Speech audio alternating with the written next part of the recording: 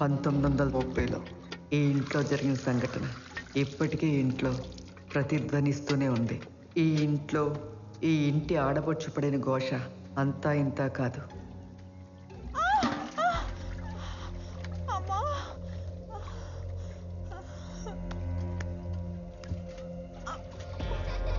మగ సంతానం కలగాలని ఉన్మాదంతో మానవత్వాన్ని మంటగలిపిన కుటుంబం ఇది.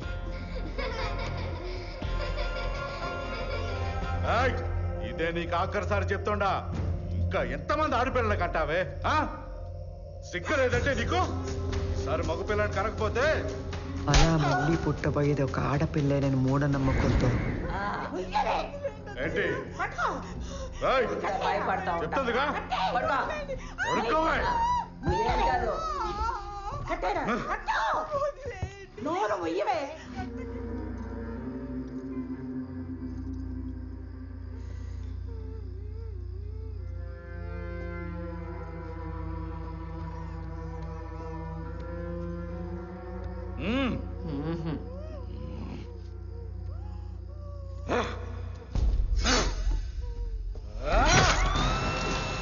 కడుపులో ఉన్న పిండాన్ని కూడా చంపేశాడు కిరాతక యజమాని.